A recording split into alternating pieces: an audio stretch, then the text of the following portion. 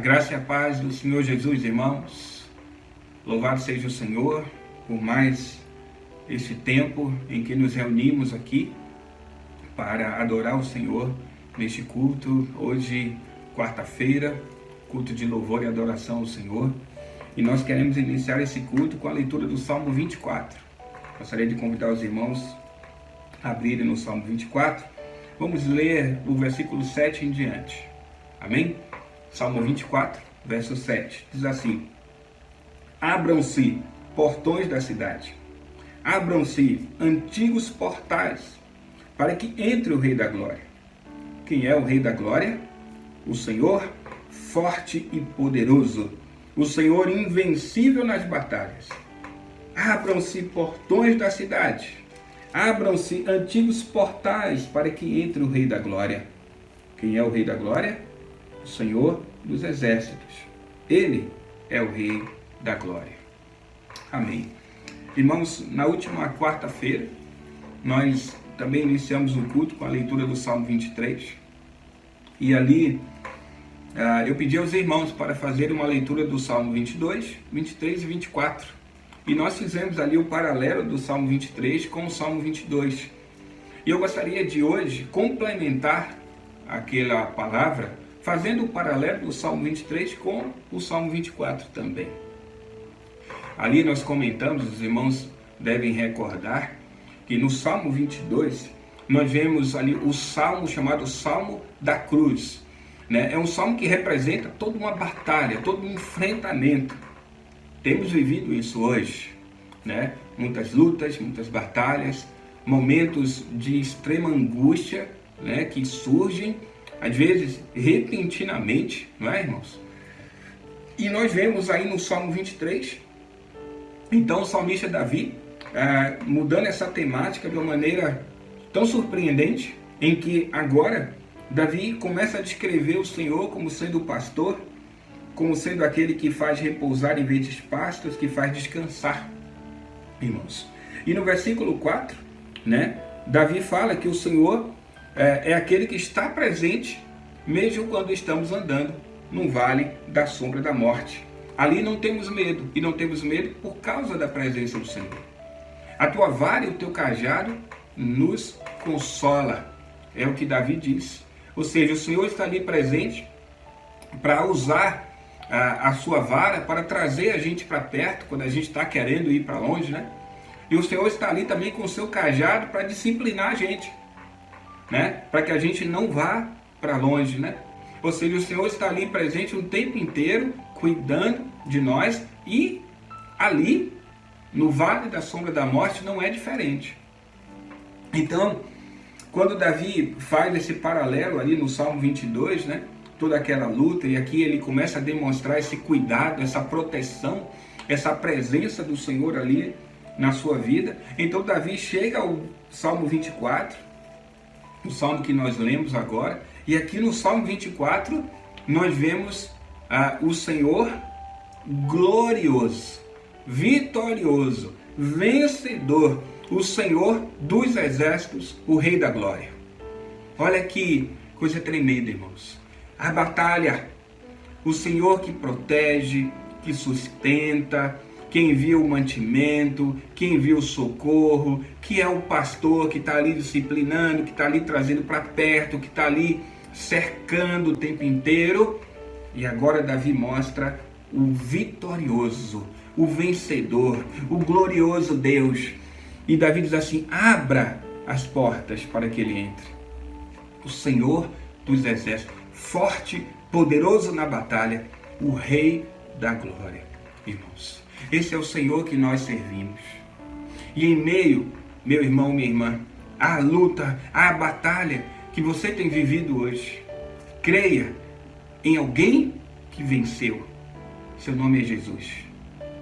Ele disse, o Senhor Jesus: no mundo tereis aflições, mas tenham bom ânimo, eu venci o mundo.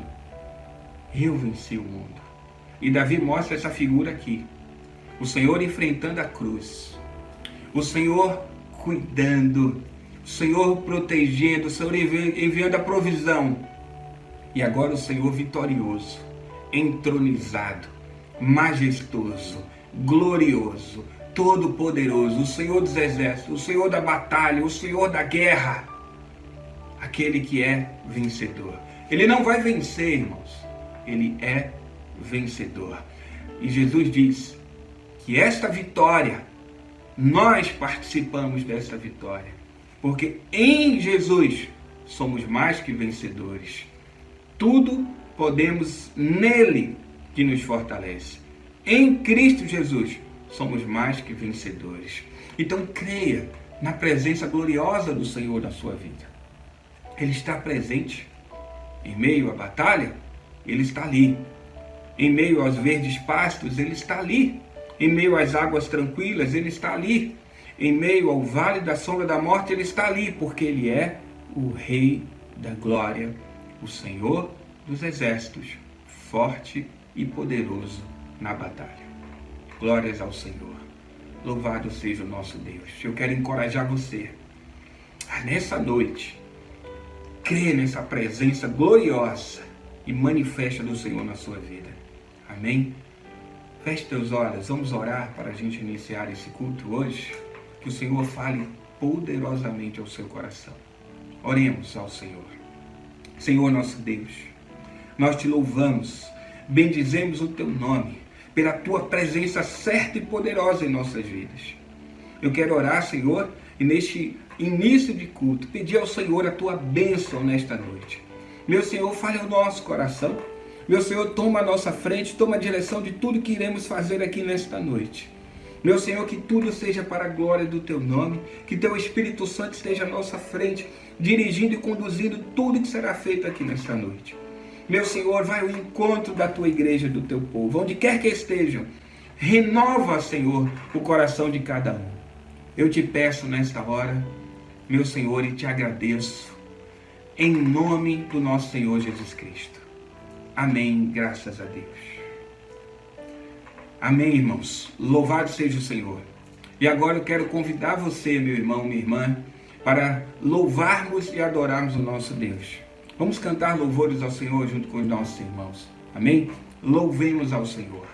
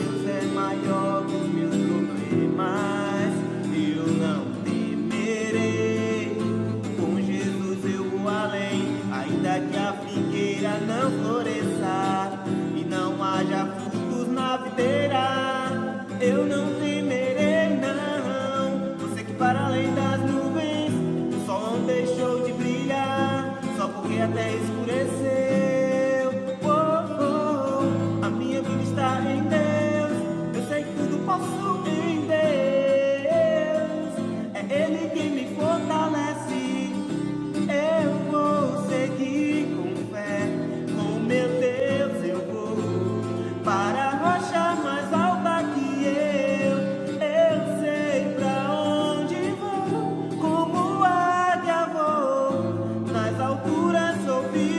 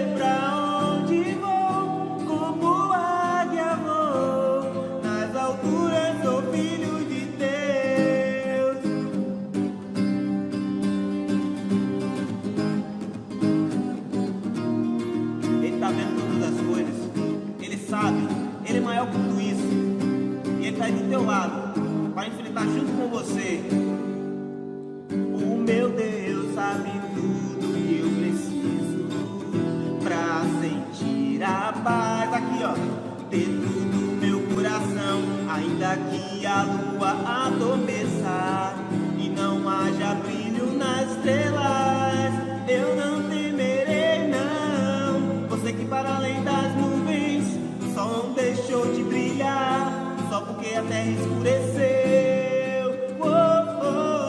A minha vida está em Deus, eu sei que tudo posso em Deus.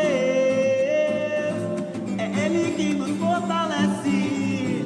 Eu vou seguir com fé, com meu Deus eu vou para a rocha mais alta que eu sei pra onde vou, como águia vou, nas alturas sou filho de Declare.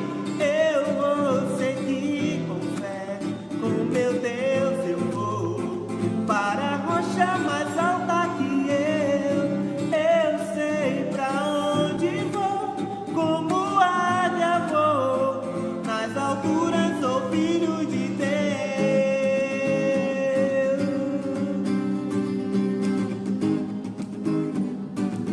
Lembre que você é filho de Deus. Quando os problemas vierem, quando as tribulações vierem para te assolar, você declare: eu vou seguir com fé, eu sou filho de Deus. Aleluia. Louvado e exaltado seja o nome do nosso Senhor. Louvado seja o Senhor. Como é bom poder adorar o nosso Deus junto com os nossos irmãos. Louvado seja o nome do Senhor Jesus. Queridos irmãos, nós temos recebido mensagens, tantas mensagens, de irmãos pedindo oração. Irmãos pedindo para estarmos orando por pessoas que estão enfrentando aí a enfermidade, da infecção com o vírus. E também temos recebido mensagens de pessoas que venceram, que passaram por essa prova, mas venceram, não é verdade? E nós vamos continuar crendo, pois Deus é poderoso para dar vitória. E eu quero, mais uma vez, chamar você para orarmos ao Senhor. Vamos orar em família, irmãos. Vamos orar em família, isso é algo que Deus tem colocado em meu coração. Vamos ouvir um fundo musical e estaremos orando em família. Amém? Junte-se aí com a sua família e mais uma vez vamos levantar um clamor em oração. Salmo 24, que lemos na abertura, Salmo 24 diz no verso 8: quem é o Rei da Glória? O Senhor forte e poderoso, o Senhor invencível nas batalhas. Verso 10, quem é o Rei da Glória? O Senhor dos exércitos, Ele é o Rei da Glória. Nosso Senhor, Ele é invencível. Vamos orar nesse propósito, crendo em tudo aquilo que o Senhor está fazendo. Amém? Oremos ao Senhor.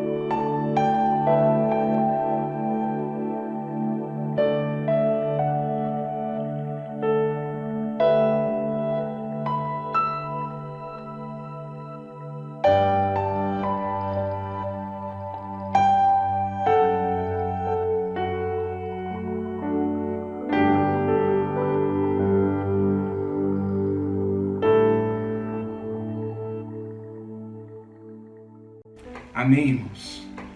Nós não podemos abrir mão dessa oração, irmãos. É a oração que tem sustentado muitas pessoas. Eu creio nisso, irmãos. Eu creio firmemente nisso. Porque quando a igreja está de joelhos dobrados orando, esta igreja, ela é a igreja vitoriosa e vencedora. A igreja que está de pé não é uma igreja vencedora, mas a igreja de joelhos é uma igreja vencedora. Quando a gente usa essa figura, irmãos, a igreja que está de pé, nós estamos falando de uma igreja que está ali se sentindo autossuficiente, né? Como a igreja de Laodiceia.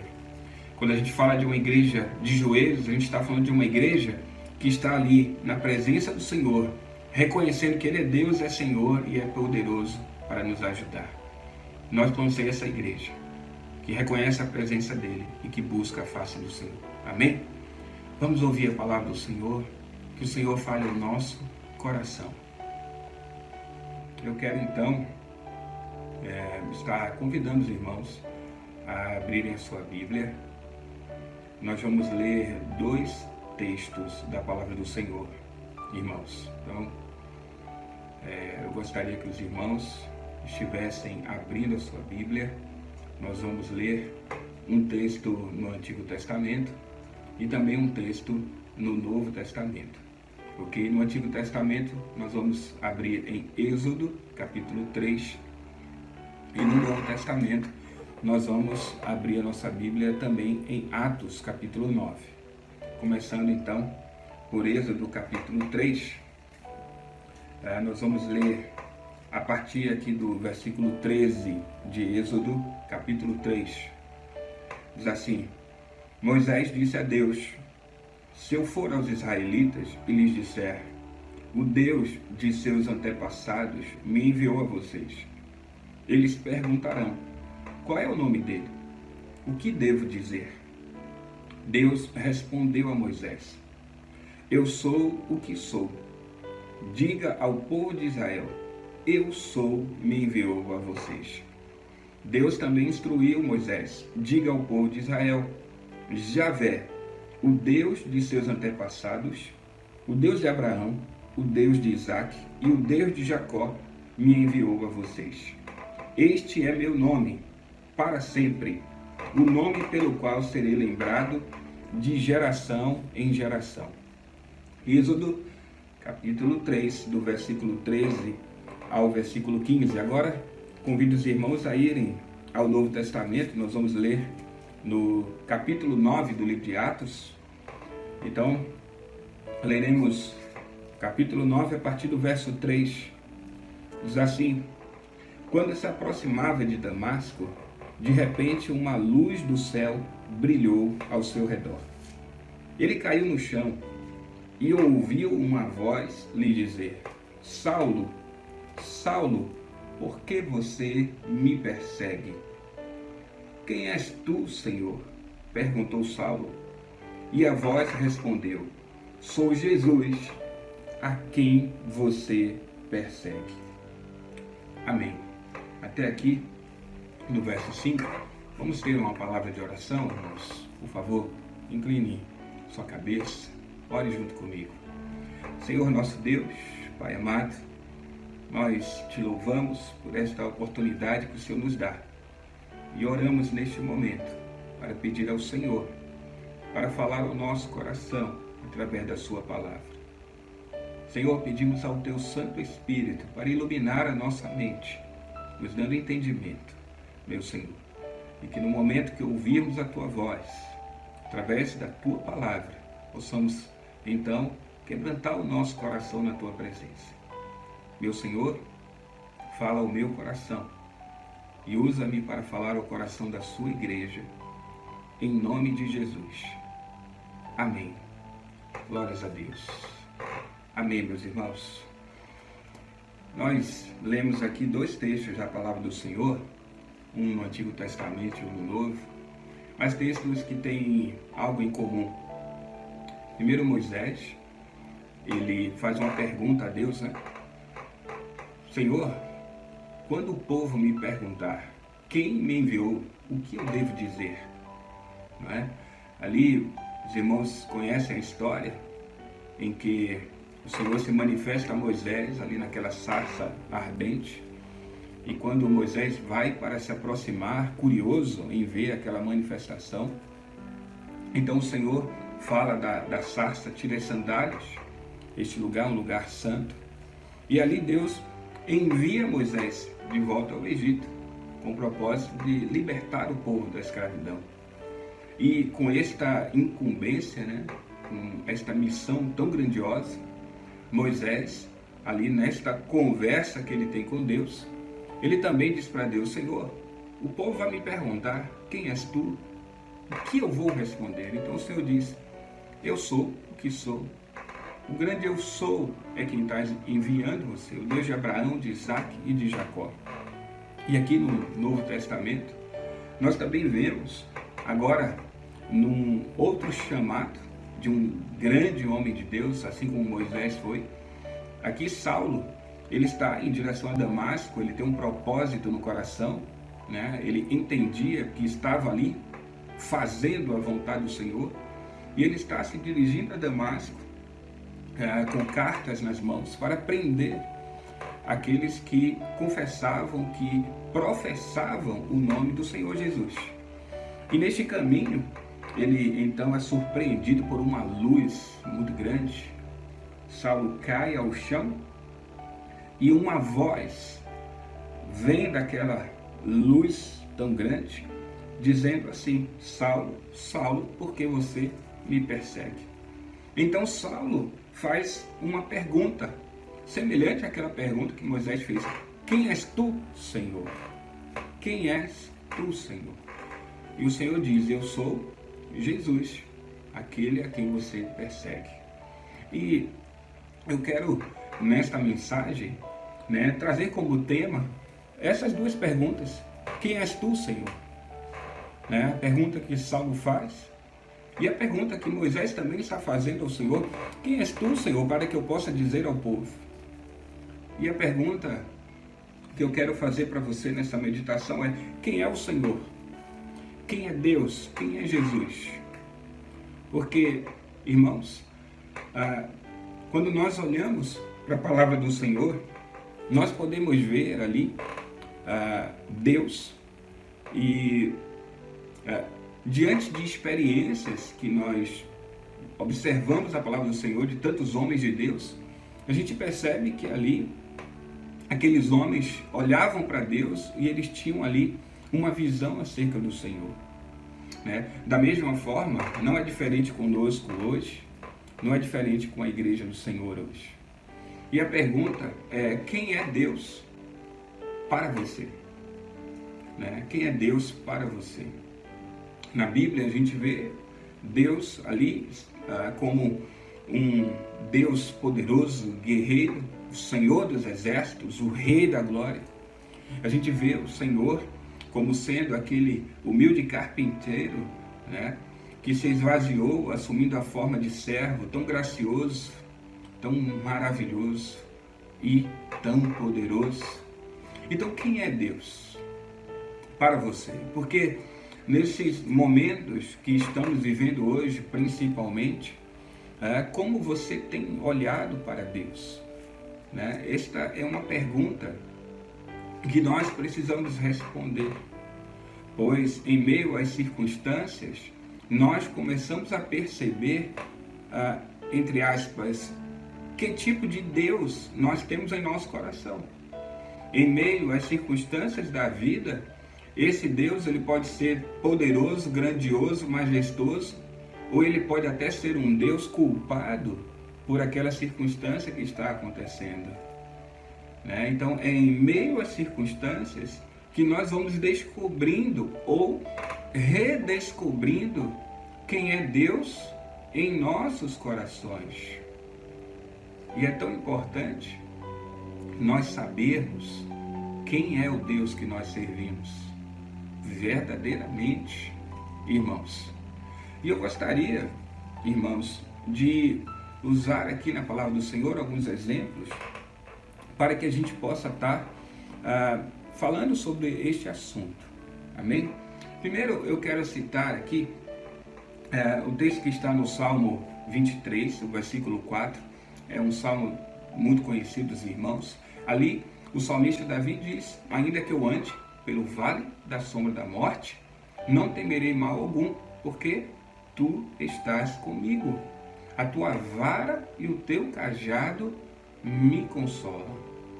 Não é? Então, da mesma forma, o Senhor Jesus diz lá em João 16, na parte B do versículo 33, o Senhor Jesus diz: no mundo tereis aflição, mas tenham bom ânimo, porque eu venci o mundo, irmãos. Então, a palavra do Senhor, ela não promete que nós não teremos nenhum tipo de aflição.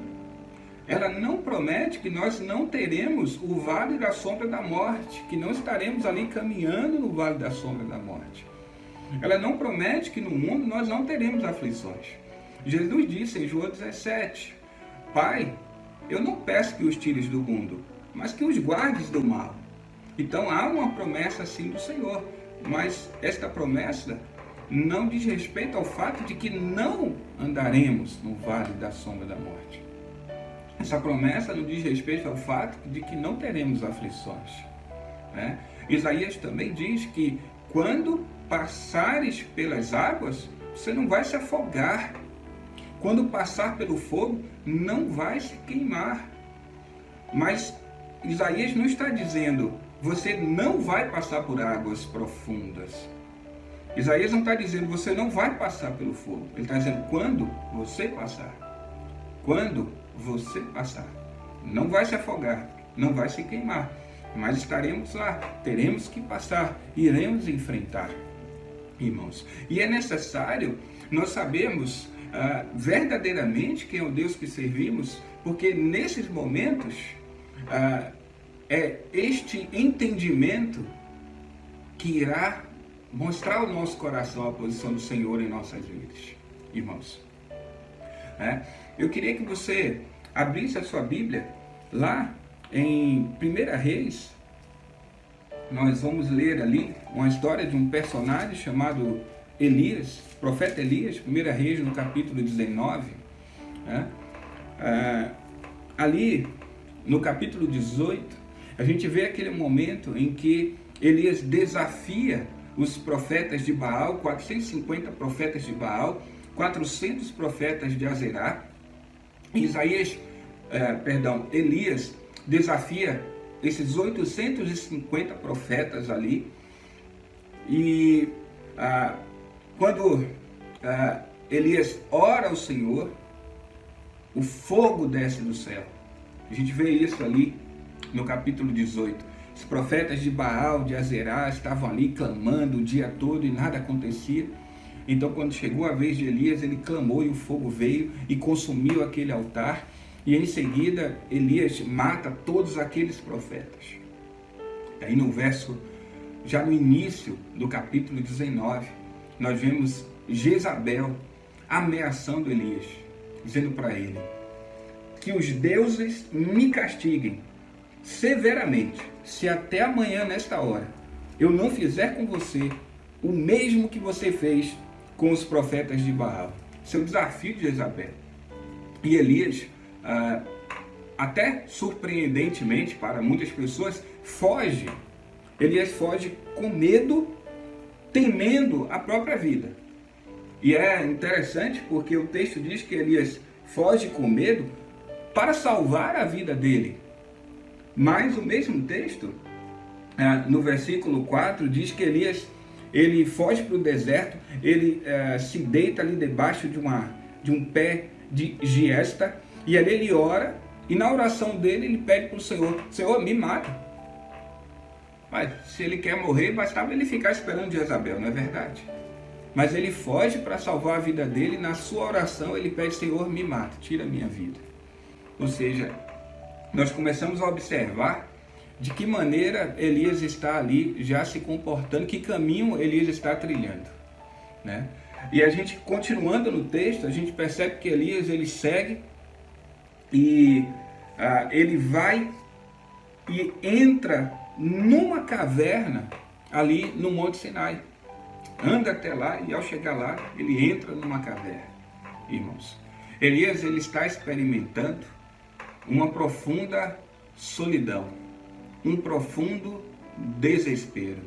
Elias está entrando numa caverna que simboliza um momento em que o seu emocional está tão desgastado que ele está entrando num processo de depressão fortíssimo, a ponto de fugir e de se isolar, né? A gente observa no texto que ele deixa o servo dele e segue sozinho, entra naquela caverna para se esconder de Jezabel, ao mesmo tempo temendo pela própria vida e em outro momento também pedindo ao Senhor a própria morte. Há conflito, há desespero, a desesperança no coração de Elias, né? A angústia, a inquietação, a ansiedade. E Elias então foge e se esconde. Quando lemos lá no livro de Tiago, Tiago diz que Elias era um homem semelhante a nós, assim como nós. Ou seja, né? Elias era um homem de carne e osso, cheio de emoções, assim como nós somos. Não é verdade? Nós também somos assim, cheios de emoções. Elias estava nos capítulos anteriores desafiando o rei Acabe. Elias estava nos capítulos anteriores ali experimentando aquela viúva que não tinha o que comer e de repente Deus multiplica o alimento daquela viúva, sustenta Elias. E quando o filho daquela viúva morre, Elias então ora ao Senhor e aquele menino ressuscita. Elias está desafiando reis, desafiando profetas, vendo uma criança ressuscitar. Elias está vendo os milagres do Senhor acontecendo. E agora Elias está fugindo diante de uma situação de extremo perigo que surgiu por conta da ameaça ali da Jezabel, irmãos. E quando Elias está naquela caverna, né, a partir do versículo 10 aí do capítulo 19, o Senhor diz para Elias assim: Elias, o que você está fazendo aqui nesta caverna? Elias, por que você fugiu para esta caverna? Pergunta do Senhor: o que você está fazendo aqui? Esse não é o seu lugar. Então Elias responde: tenho servido com zelo ao Senhor, o Deus dos exércitos. Contudo, os israelitas quebraram a aliança contigo, derrubaram teus altares e mataram todos os teus profetas. Sou o único que restou e agora também procuram me matar. Então Deus diz para Elias assim: saia e ponha-se diante de mim no monte. E enquanto Elias estava ali na caverna ainda, o Senhor passou e um forte vendaval atingiu o monte. Era tão intenso que as pedras se soltavam do monte diante do Senhor, mas o Senhor não estava naquele forte vendaval. Depois do forte vendaval houve um terremoto, mas o Senhor não estava no terremoto. Depois do terremoto houve um fogo, mas o Senhor não estava no fogo. Irmãos, se você olhar a partir do capítulo 17, você vai ver Deus se manifestando para Elias dizendo assim: eu dei ordem aos corvos para te sustentar. Eu dei ordem para que aqui uma viúva te sustente. Eu dei ordem, eu ordenei. Deus se manifesta para Elias e diz: eu ordenei. Depois Elias ora e Deus manda fogo do céu. Deus se manifesta. Mas aqui, quando Jezabel se levanta, Elias foge e é como se Elias perguntasse: cadê o Senhor? É como se ele sentisse um forte desespero no coração e lá no fundo ele perguntasse: cadê o Senhor? Então ele foge. E aqui o Senhor vem e se manifesta diante de Elias, mas o forte vendaval, o terremoto, o fogo, o Senhor não estava ali. Por quê? O Deus que ordena, o Deus que manda fogo, o Deus poderoso, o Deus dos exércitos, aquele Deus que Elias estava acostumado, agora Deus se manifesta de uma maneira diferente para Elias. O texto diz que depois que o fogo passou, veio um sussurro suave. Quando Elias então ouviu aquele sussurro suave, Elias cobriu o rosto, saiu e ficou então na entrada da caverna. E aí uma voz do Senhor disse: o que você faz aqui, Elias? Irmãos, Elias precisava redescobrir, reconstruir Deus no coração dele. No meio de todo aquele conflito, de toda aquela batalha que ele passou a enfrentar, no meio de todas as confusões interiores provocadas pelas emoções que ele estava sentindo, Elias precisava redescobrir Deus, reconstruir Deus, conhecer Deus de uma maneira que ele não conhecia.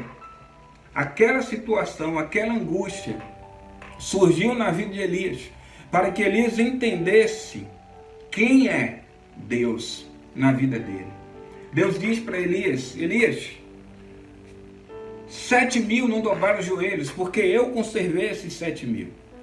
Sai daí, se levante, volte pelo mesmo caminho, pois você ainda tem algo a fazer. Elias precisava ter esse encontro com Deus, essa experiência com Deus, para entender quem é Deus na vida dele, irmãos. E nas circunstâncias da vida que enfrentamos, da mesma forma, precisamos aprender e entender quem é Deus em nossas vidas, irmãos.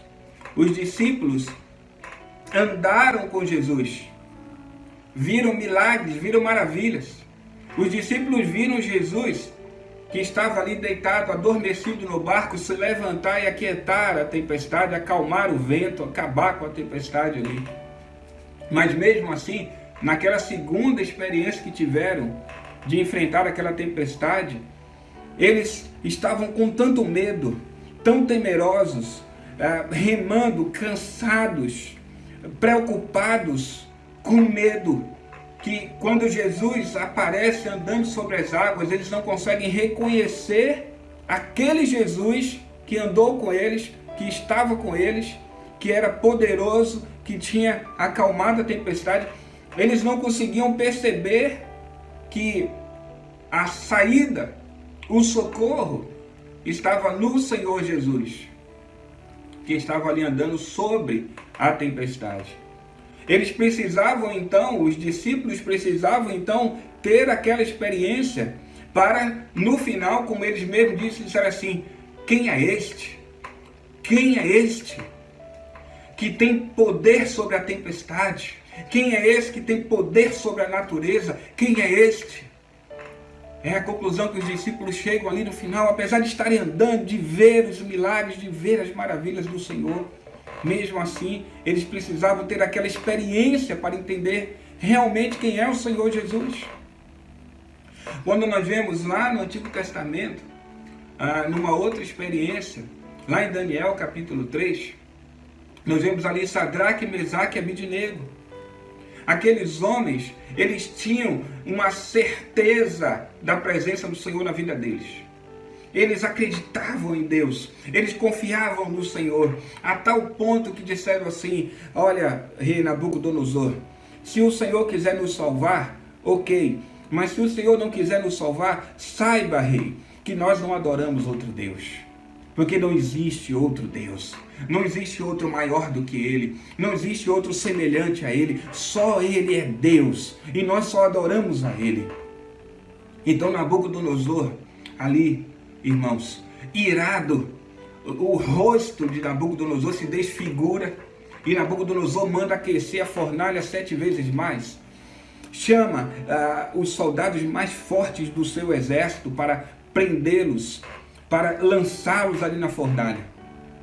Aí eu pergunto para os irmãos, aquecer a fornalha 7 vezes mais, na verdade isso vai causar uma morte instantânea, vai diminuir até o sofrimento, né? Amarrar as mãos, você vai jogar dentro de uma fornalha, para que você vai amarrar as mãos? Não é? Mas tudo isso o rei fez com o propósito de tentar fazer com que aqueles homens deixassem de crer no Deus poderoso que eles servem. No meio das angústias, das aflições, das dificuldades da vida, das tempestades, O nosso inimigo, o inimigo de nossas almas, ele vai se levantar para tentar tirar de dentro do nosso coração a imagem, o conhecimento, o entendimento de Deus que nós temos. E era isso que Nabucodonosor tentava fazer ali o tempo inteiro, para fazer com que eles se dobrassem para adorar aquela estátua. Mas eles estavam firmes, eles eram fiéis, eles decidiram adorar somente ao Senhor. Então disseram: nós não vamos adorar a nenhum outro Deus. E eles foram lançados ali na fornalha. E então Nabucodonosor se levanta. E quando Nabucodonosor olha para a fornalha, ele diz assim: nós não lançamos 3 homens? Por que tem 4 homens ali, andando livremente? Nós lançamos 3 homens amarrados, eles estão andando livremente. E o 4º homem é semelhante ao filho de um Deus. Então Nabucodonosor chama eles para fora. Quando eles saem para fora, os oficiais, os governadores, as autoridades ali de Nabucodonosor, todos se aproximam para ver. E veem e percebem que não tinha cheiro de fumaça, que nenhum fio de cabelo foi queimado, suas roupas não foram queimadas, porque havia alguém ali naquela fornalha, havia o Senhor ali naquela fornalha. Então Nabucodonosor diz: não há Deus semelhante ao Deus de Sadraque, Mesaque e Abednego. Irmãos, e foi aquela experiência que fez com que o Senhor fosse conhecido. Irmãos, a palavra do Senhor diz: quando passares pelo fogo, não há de se queimar. O Senhor podia ter impedido que o fogo fosse aceso na fornalha. O Senhor poderia ter impedido que a fornalha não fosse aquecida, né? 7 vezes mais. O Senhor podia ter impedido que eles tivessem sido lançados ali. Mas o Senhor não impediu. Mas o Senhor estava lá, dentro da fornalha, aguardando os teus servos, para que aqueles servos pudessem passar pelo fogo. E ao final dizer assim: nós passamos pelo fogo e vencemos, porque o Senhor estava conosco. Sabe que o Salmo 55, versículo 18 diz, irmãos, que na batalha o Senhor nos guarda. Na batalha o Senhor nos salva. Na batalha o Senhor está conosco. É na batalha que o Senhor está presente. O Senhor não nos tira da batalha, mas na batalha, em meio à batalha, Ele está ali. O próprio apóstolo Paulo, irmãos, lá na sua carta aos Coríntios, na sua segunda carta aos Coríntios, o apóstolo Paulo, ele profundamente angustiado, né, profundamente inquieto com um espinho na carne que ele tinha. 2 Coríntios capítulo 12, Paulo ora e ora 3 vezes a Deus, pedindo a Deus para tirar aquele espinho na carne que ele tinha. Era algo que o incomodava muito, que causava muita angústia, muita inquietação, muita ansiedade no coração de Paulo. E ele ora e pede a Deus insistentemente. A resposta de Deus para Paulo foi: a minha graça te basta. Porque o meu poder se aperfeiçoa na fraqueza. Paulo queria ser forte, sem ser fraco, sem passar pela fraqueza. Paulo queria viver aquela vida sendo um homem forte, poderoso, mas sem passar pela fraqueza. E Deus disse para Paulo: não, porque a minha força se aperfeiçoa na fraqueza. E a minha graça, Paulo, te basta. Portanto, irmãos, é necessário passarmos pelas provas. É necessário passarmos pelas lutas. É necessário passarmos pelas batalhas, para que os nossos olhos contemplem a glória de Deus, a majestade de Deus, o poder de Deus. Irmãos, Paulo não queria experimentar isso, experimentar aquele espinho na carne. Ele pediu a Deus para tirá-lo, mas Deus disse para ele: não, Paulo, a minha graça te basta. É na fraqueza que o meu poder se aperfeiçoa. Por quê? Porque quando somos fracos, irmãos, como Paulo diz, quando eu sou fraco, então é que eu sou forte. Por quê? Porque é ali que nós percebemos que realmente nós nada somos e que o Senhor é tudo em nossas vidas. É ali que percebemos o Deus conosco, o Deus Emanuel, o Deus presente em todas as circunstâncias de nossas vidas. O Deus que prometeu, eis que estou convosco até o fim. O Deus que prometeu, eu nunca, jamais te desampararei. O Deus que prometeu, quando passares pelas águas, não vai te afogar, eu estarei contigo.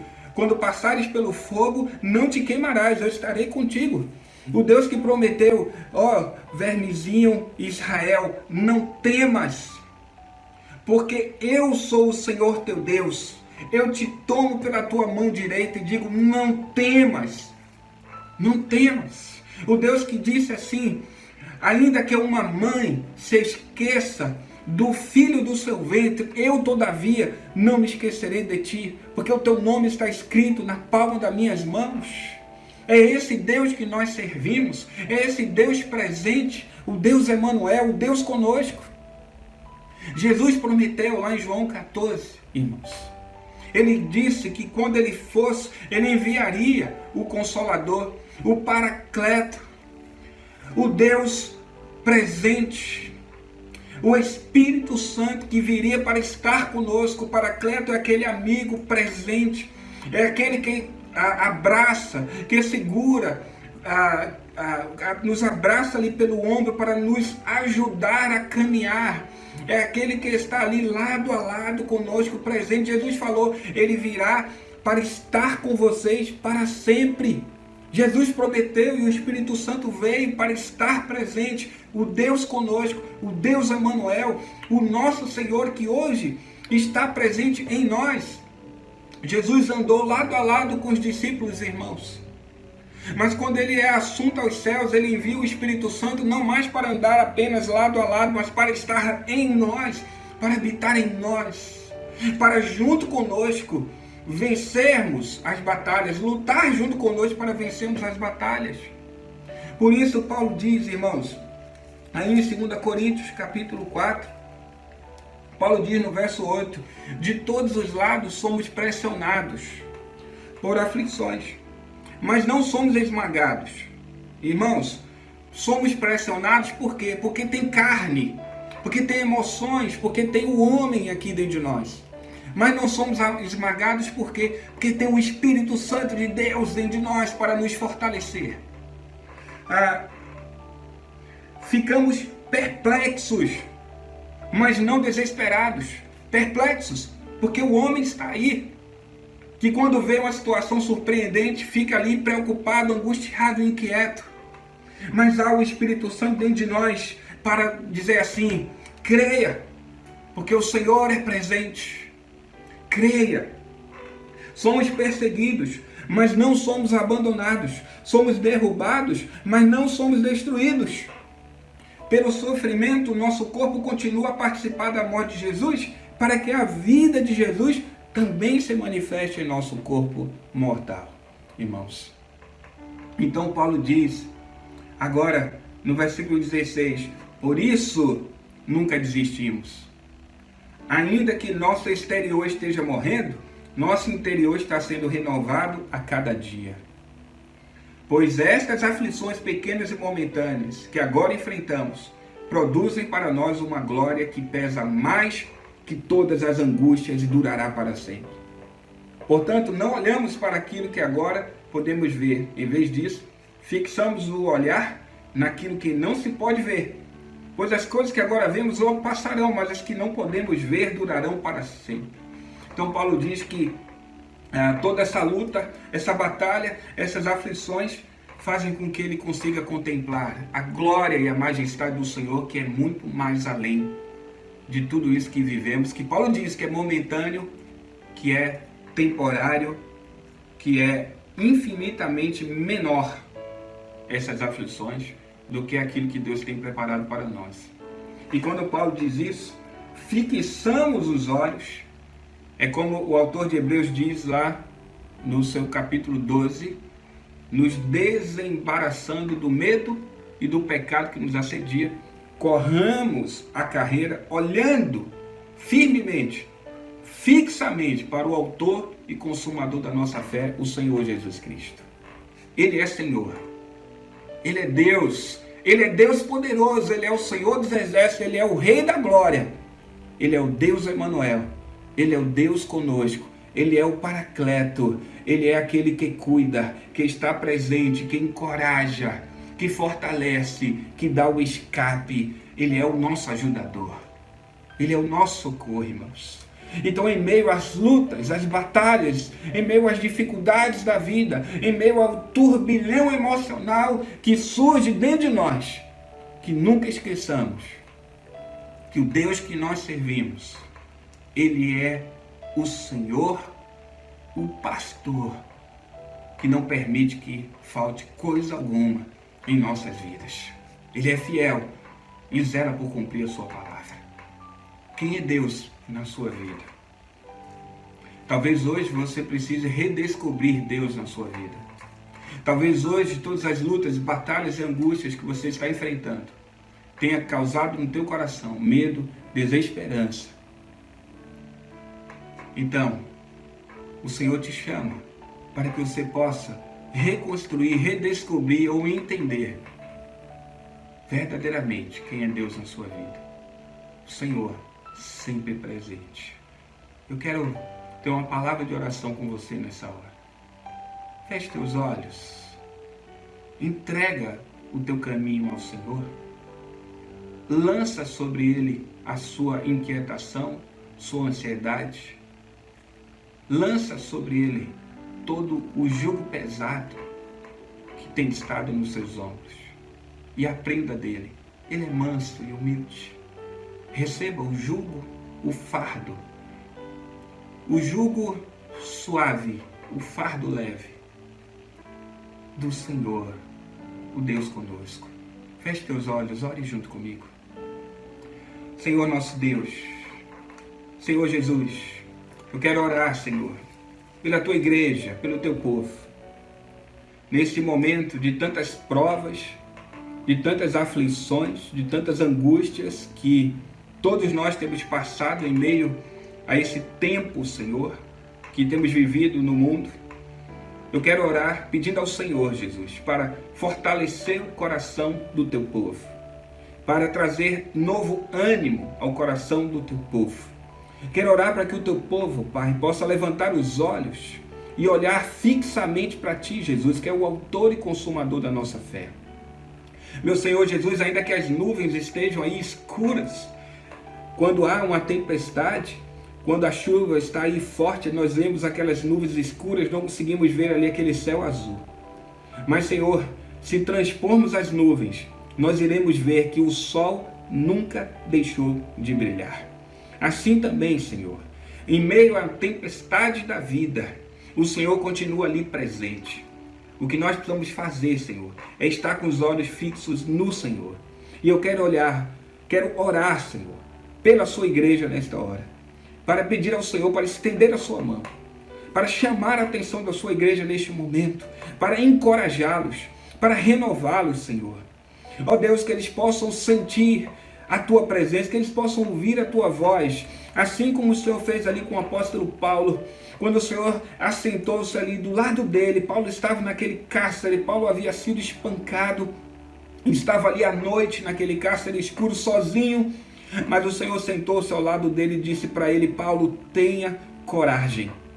Eu quero orar e pedir ao Senhor, Jesus, vai ao encontro do teu povo nessa hora, que eles ouçam a tua voz dizendo: coragem, você não está sozinho, estou contigo, pois sou o Deus fiel, que cumpre com a sua palavra.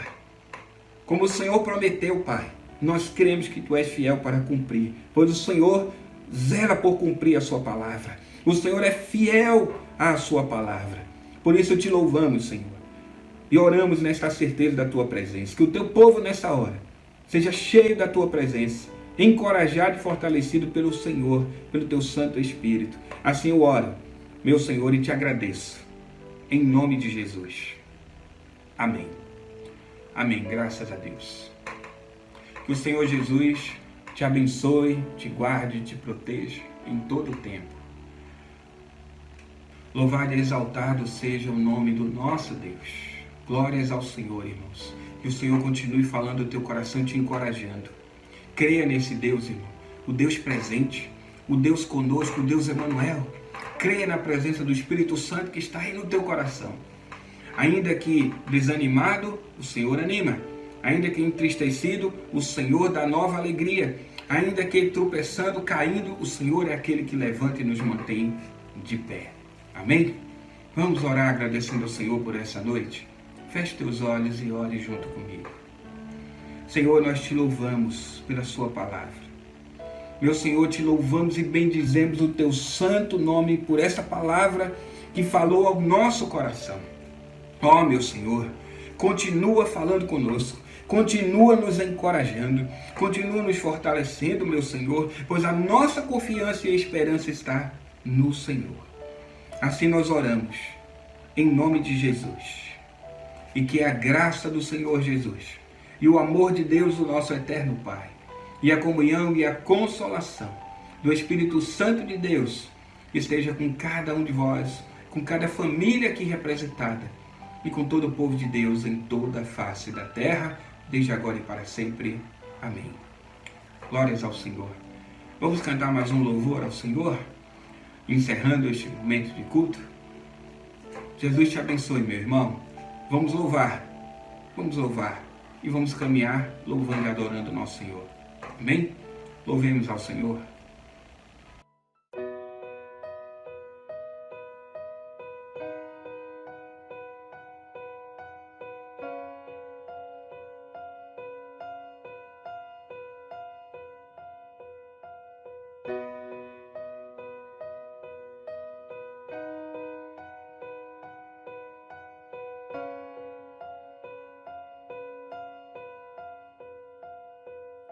Os reinos se abalam, os povos se curvam, as bocas se abrem, as mãos se levantam pra dizer que tu és o rei, pra dizer que tu és o Senhor.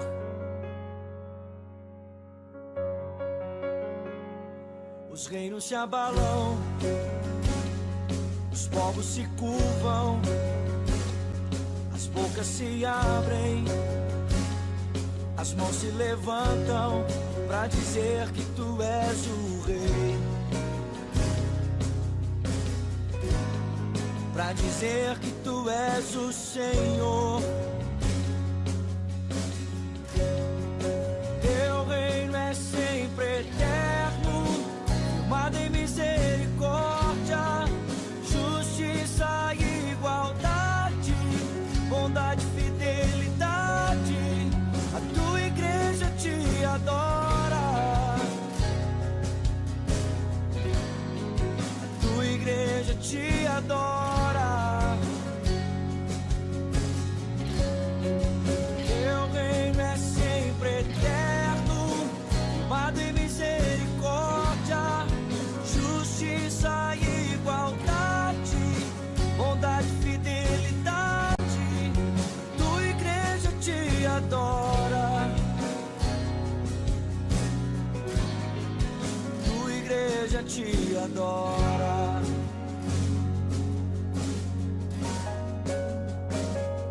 Os reinos se abalam, os povos se curvam, as bocas se abrem, as mãos se levantam pra dizer que tu és o rei,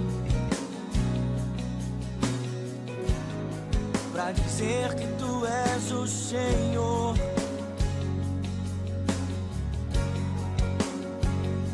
Os reinos se abalam, os povos se curvam, as bocas se abrem, as mãos se levantam pra dizer que tu és o rei, pra dizer que tu és o rei, pra dizer que tu és o Senhor.